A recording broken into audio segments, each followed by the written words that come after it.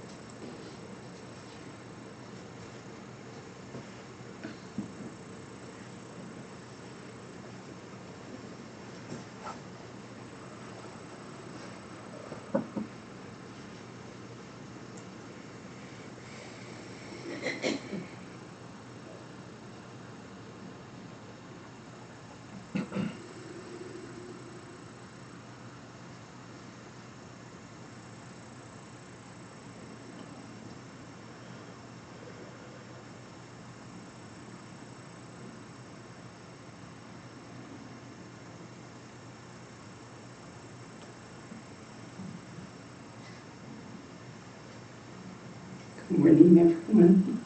Can you hear in the back? Yes. Good. We're happy to be here with you. And we especially welcome newcomers. You're here for the first time. We're happy to sit with you. And welcome to those who are streaming. We see occasionally that more and more of you are joining us that way. And we're really happy that you can do that.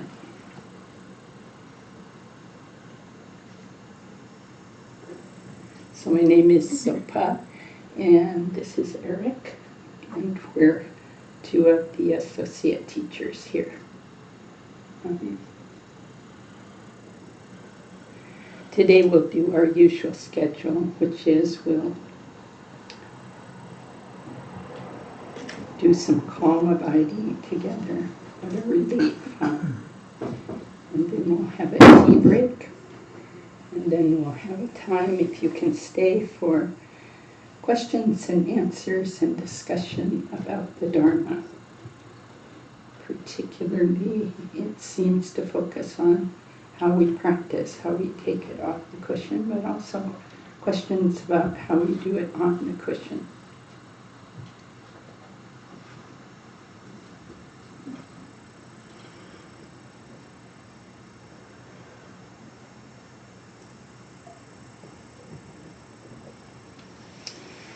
So in this human existence, we're in a very interesting kind of almost contradiction, it seems, although it's not, but it seems that way. First of all, we can look at our incredible, unbounded opportunity to end all suffering. It's hard to believe in that. It's hard to experience it. It's hard to know it. But if we really look at our own life experience, we can see that we have done that in some ways. And my own experience is the more I practice the Dharma, the more that becomes true. That I can see certain suffering patterns that my mind has. I can identify them. I can find antidotes. Particularly here we do the antidote of calm abiding, which is the basis of coming to know our minds. When we do that, and we see what's going on, and simultaneously we see more and more our own Buddha nature, which is really just uncontrived pure wisdom and compassion. No effort to it even. It just functions. That's our truest nature. But I don't know about you, that's not how every day feels. No. So what's the difficulty? What's causing the difficulty? So the Buddha said it right from the beginning, very first teaching. Repeated it many times, but I forget it, and I assume maybe you do too. We suffer. That's the first truth. All beings suffer. Period. We can talk all kinds of ways about those sufferings, gross suffering to subtle, but we can do that later. And the second truth is that we do not notice or keep track of where that suffering occurs. Of course, we can jump to the whole philosophical thing of, oh, well, it's empty, so it doesn't occur anymore, but that doesn't really help in daily life. So the Buddha said, the source is your own mind. I've noticed as I meet with various people and have a wonderful opportunity to talk about people's Dharma practice with them, that it's such a pattern for us to come to life looking for the difficulty outside of ourselves. It's this or that person. These are those conditions. That's the source of my suffering. We completely lose track of the fact that we are reacting rather than elegantly responding. We are reacting, and our reaction is the source. There's kind of some good news hidden in there. Because if the source of my suffering is somebody outside myself and what they do, then I'm doomed. For the reason that I can't make them do anything. I have tried. I cannot make them think anything. I cannot make them say what I want them to say or stop saying what I don't want them to say. I cannot do that. What I can do is I can watch first my mind, and then my speech, and then my actions. And I can watch with a gentle, caring precision, not driving myself, not criticizing myself, but just watching with a lot of self-compassion, saying, wow, look at that. That's kind of amazing. Do I want to follow that? No, I don't think so. And look at that rising. Oh, I feel happy about that. Watching the kindness rise. So that good news that's hidden in there, in the second noble truth, is that since it rises in our minds, we can do something. Yay.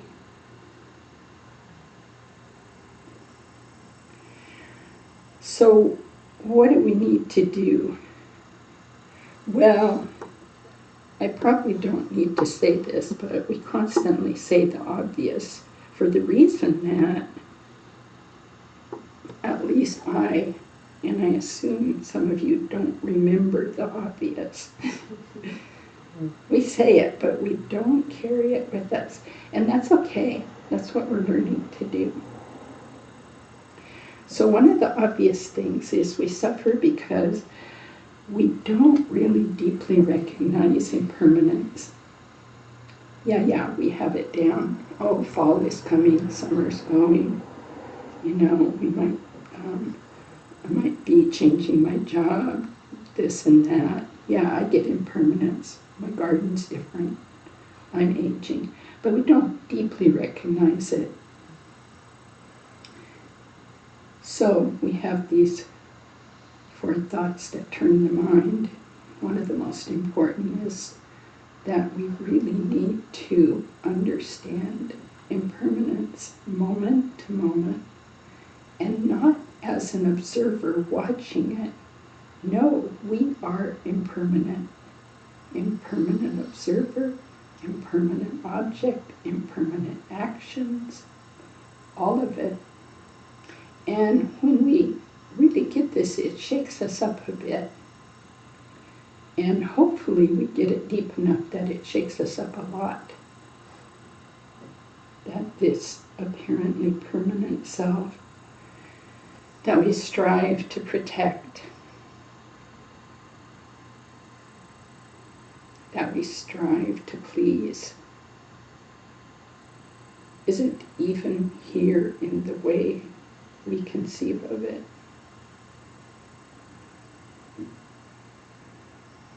We also don't deeply recognize cause and action, cause and result. So we act without enough care.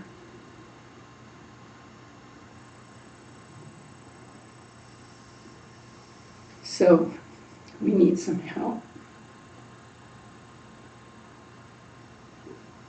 I think sometimes when the world seems in a lot of turmoil, it's a really good reminder of how we need help. Because when things kind of go well, I don't know about you, but I kind of fall asleep. It's like, all the ducks are in a row. I'm on vacation. And we're not.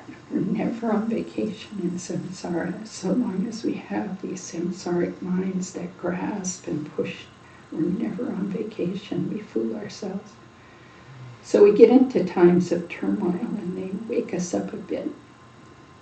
So in that way, quite useful.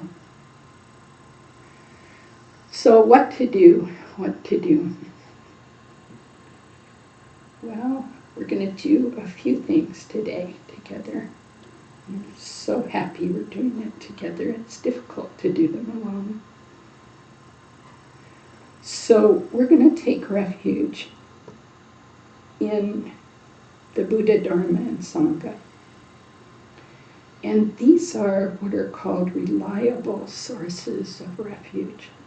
Why? Because they don't betray. You can test this out. You can check it out in your life.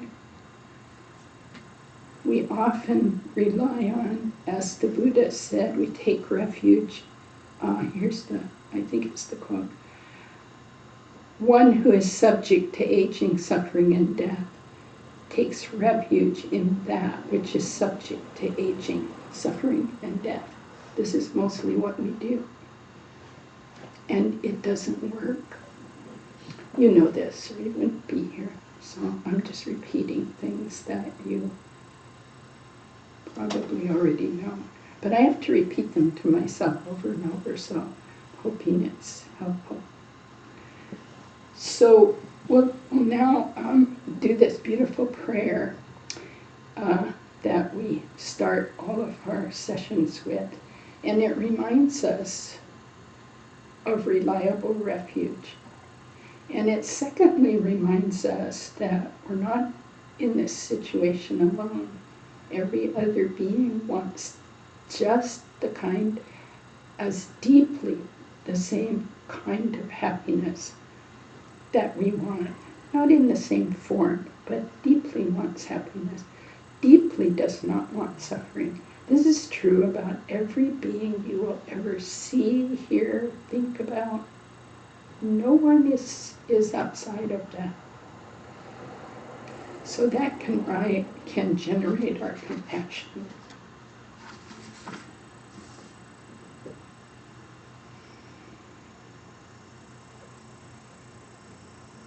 So long as we're stuck in just caring about and loving a certain small group, with ourselves often at the center, and our family and friends, and we set up an us and them, then we add to the suffering of the world. So this morning, as we take refuge and generate what's called bodhicitta, the wish to become awake, to end suffering, let's really extend that as far as you can imagine, to include every single being, human and not, visible and not, however you conceive of it, and really to wish them well and to be here so that that kind of end of suffering, that liberation can happen.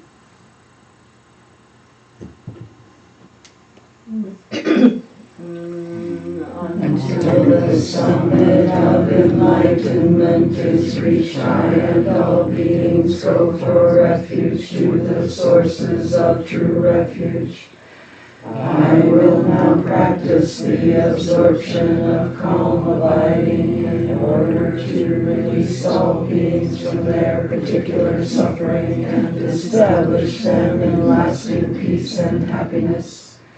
Until the summit of enlightenment is reached, I and all beings go for refuge to the sources of true refuge. I will now practice the absorption of calm abiding in order to release all beings from their particular suffering and establish them in lasting peace and happiness. Until the summit of enlightenment is reached, I and all beings go for refuge to the sources of true refuge. I will now practice the absorption of calm abiding in order to release all beings from their particular suffering and establish them in lasting peace and happiness.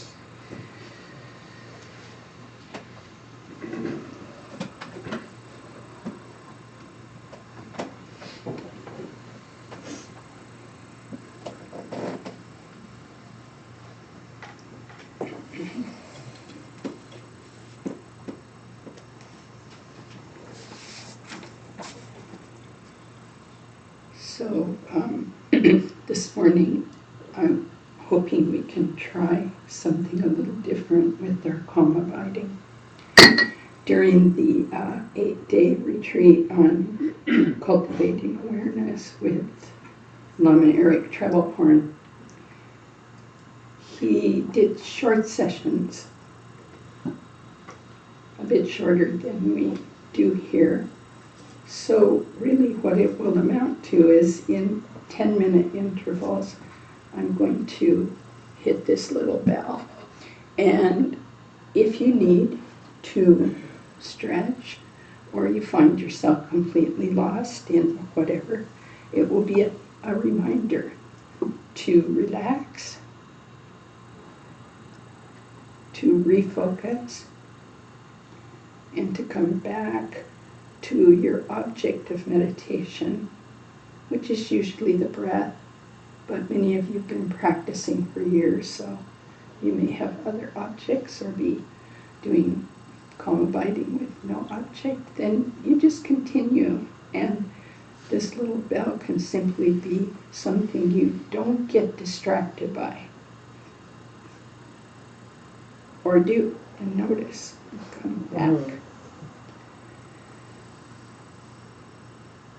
So the instructions are incredibly simple and the practice is challenging, but as we do it over and over, it becomes more, I really want to say beautiful. It becomes more restful, more natural, and so we'll just do that. So relax the body. with attention. Attention. So we're attentive and awake and quite relaxed. And every once in a while you might check in with your body, because if you have a lot of thoughts, certain parts of the body will start tensing up. And it's a good way to just calm the thoughts is, once again, scan the body and relax some more. So this isn't laying in a hammock relaxing. This is, because that can lead to this kind of dull, sleepy state. But it's a knowing relaxing. It's quite nice.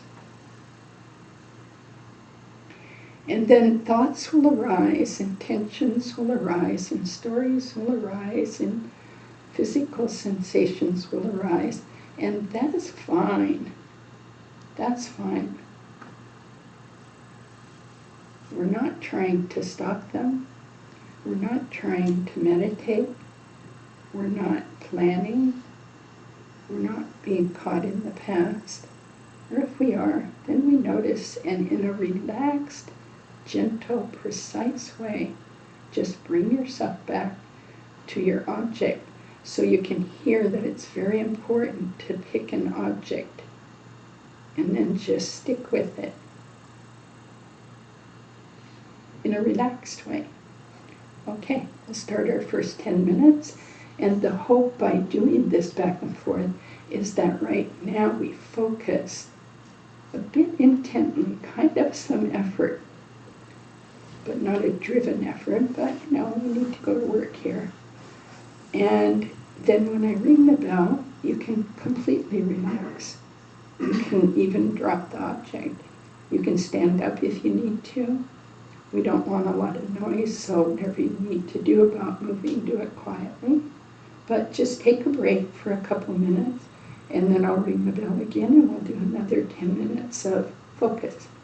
So enjoy your meditation.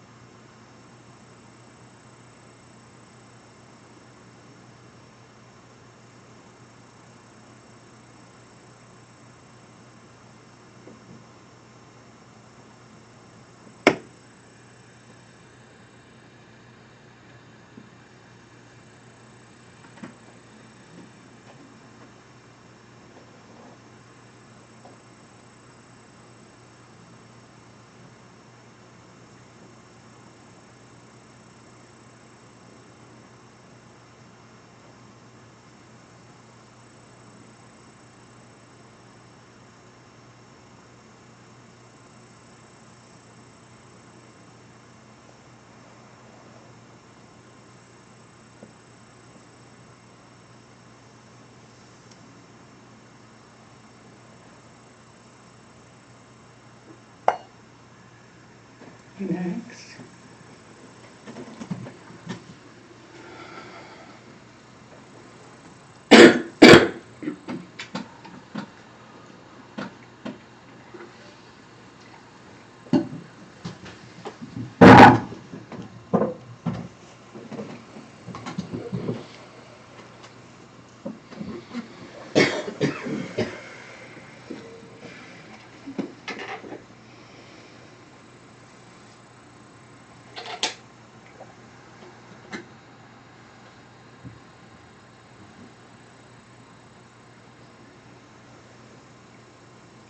Refocus.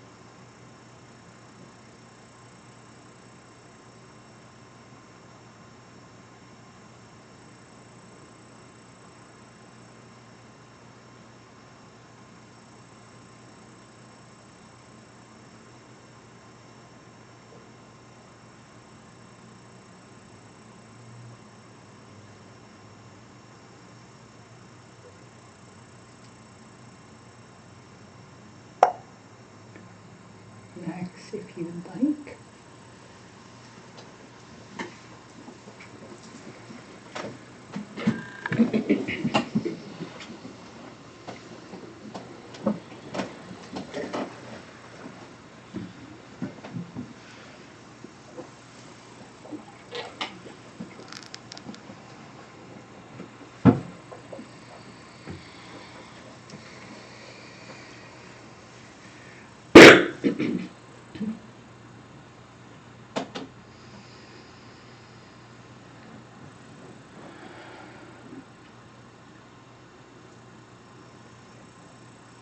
Refocus.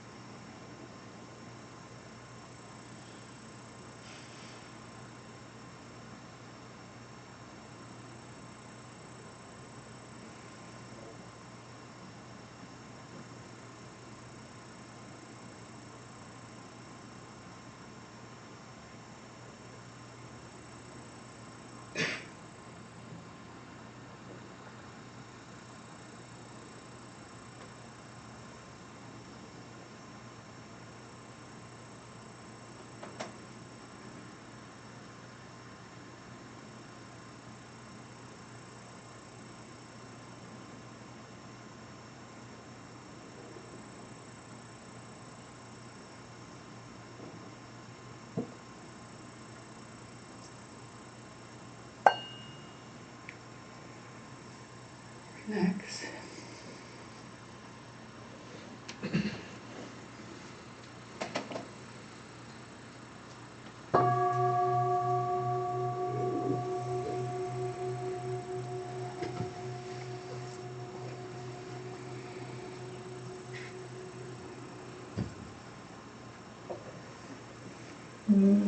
By this virtue may I quickly realize Mahamudra and establish all beings without exception in this state.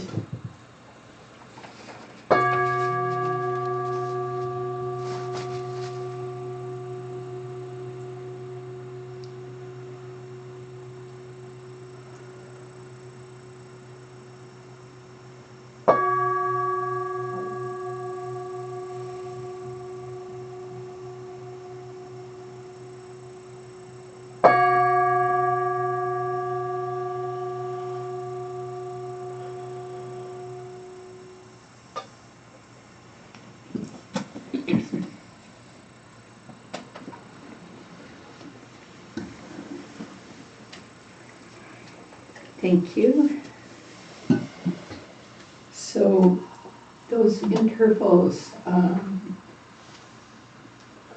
happy to hear back in the discussion time how that was for you.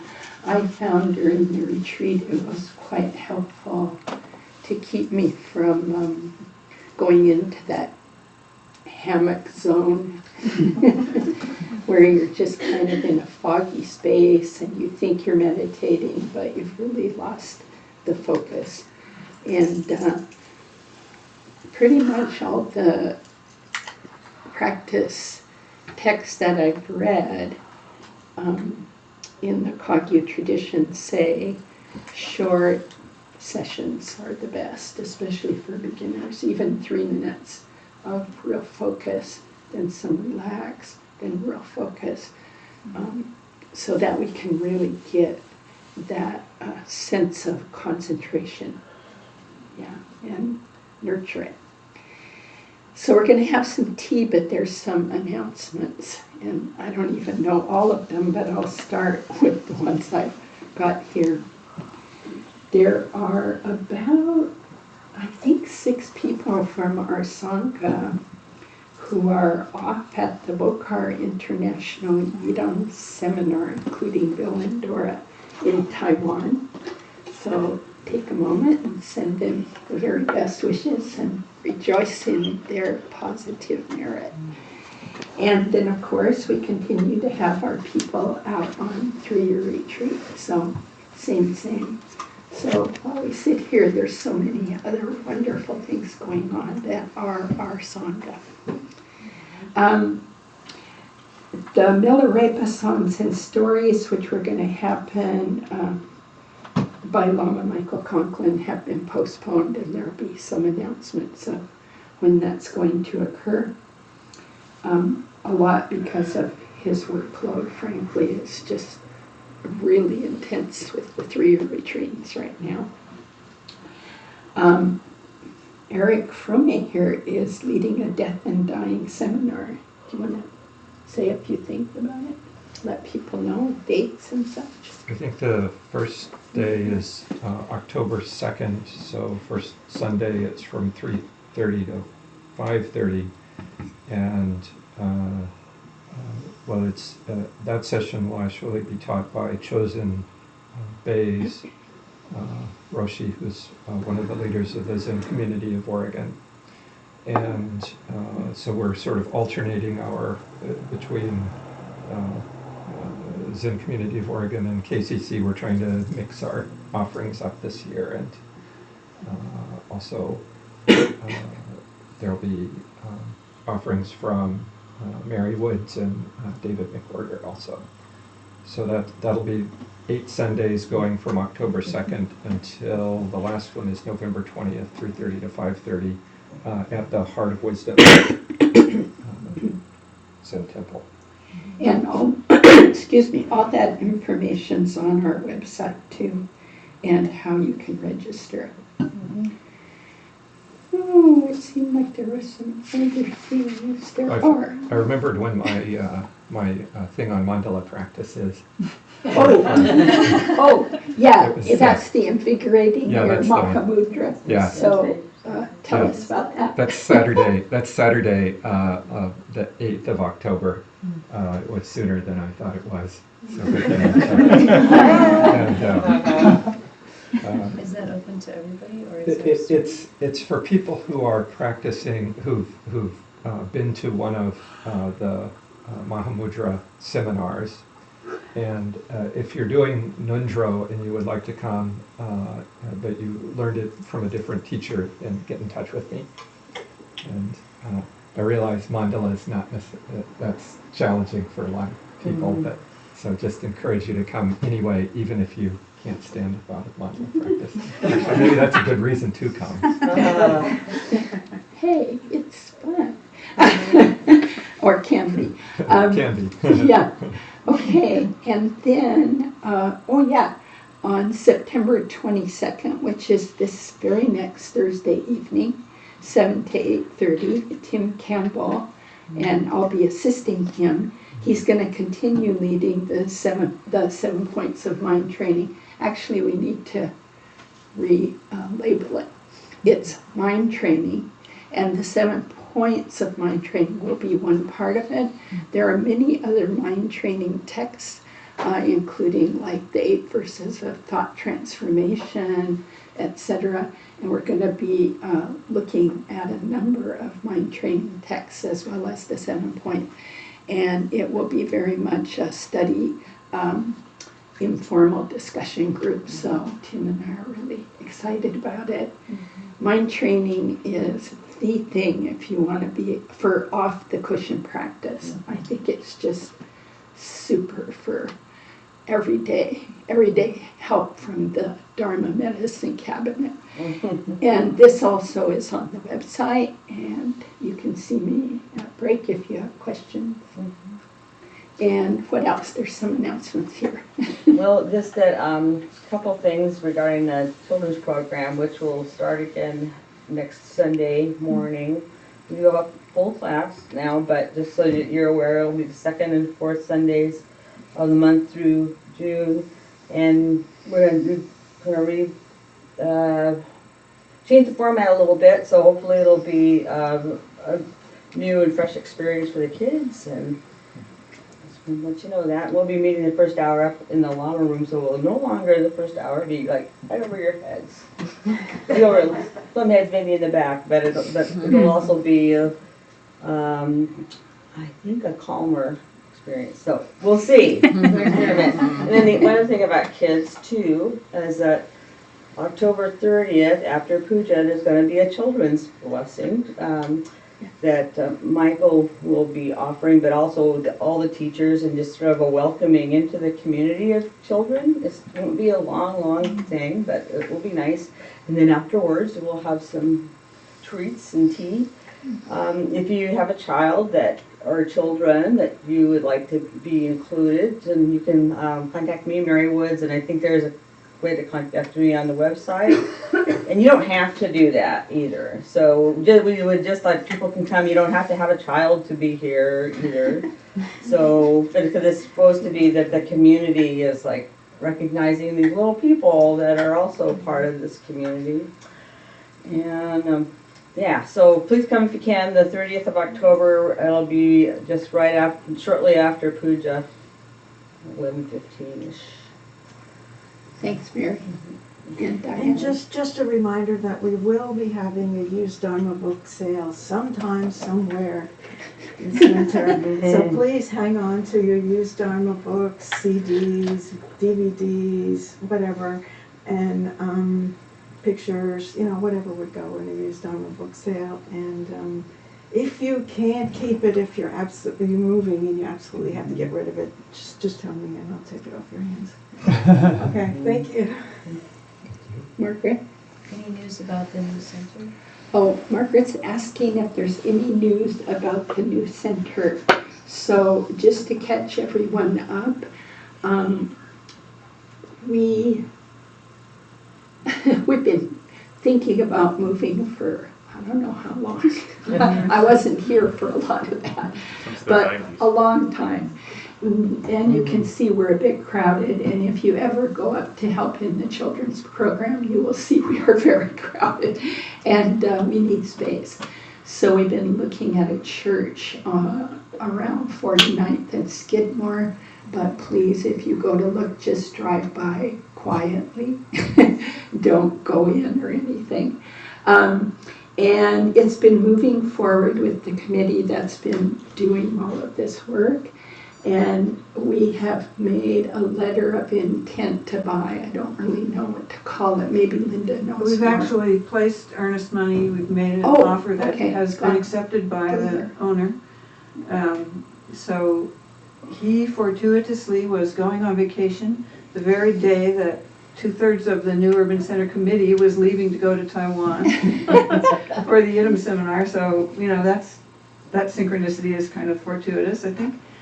So when everybody gets back, we will begin our due diligence, and we have a couple of months for due diligence, meaning our side gets to do all the inspections and everything to discern whether this is a place that we really want to purchase. And if we find it acceptable, then that will go forward with possible closing time early December on that place, and then we will proceed to do what needs to be done here to make this go on the market and sell this place. And if everything goes well, the proceeds of the money we already have and the funds from selling Monroe will come very close to covering the entire cost of the real estate transaction. It will not cover what we need to do to, we could go in there the day we close if we needed to and start to use it. But it wouldn't be as beautiful as we want it to be. The floor, you know, it's full of church pews at the moment that need to come out, and the floor, there are a number of things that need to be done to make it what we really want, and so we'll need to do some capital fundraising for that. And of course, the cost of this slightly bigger place will also be more. So while the Sangha grows, we'll all have to just muster every ounce of excitement to volunteer and contribute that we can to make this. This is so huge for KCC. This is a realization of, as Jeff was saying, we've been talking about this since the 90s, of this gigantic aspiration that what we're doing here would grow and be able to benefit more people, and it's happening. We're really making it happen. So it's like, Yeah, stay tuned. Yeah. I know some people have said to me sometimes that they feel like they missed the golden age, thinking of back when people tell colorful stories about redoing the kitchen here and, you know, being part of it. This is the next golden age. It is. Or maybe the silver. You know, this is just, you know, everybody who has anything to do with us now can be part of a really giant Right. realization. Yep. Okay, one more person, Miriam. Actually, I was hoping someone else could remind us that we have an important teacher coming at the end of yes, November. yes. Yes. Thank you. Yes, Thanksgiving, Ringu Toku has agreed to come and spend quite a bit of time with us.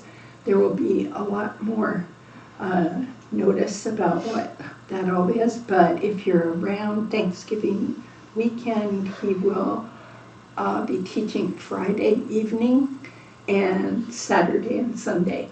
And we have the place arranged. It will be at the First Unitarian Church downtown.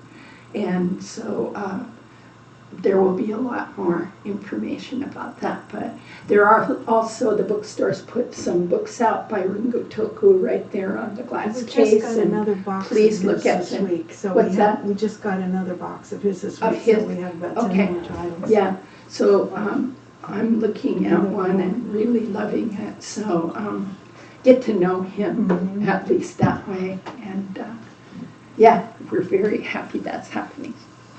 Okay, tea time or not? Yeah. Okay.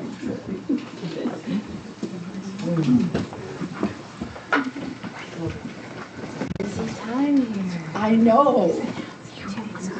Yeah, definitely. You don't. Sure. Okay. So you just Control. close the whole is the whole thing. Yes, I was.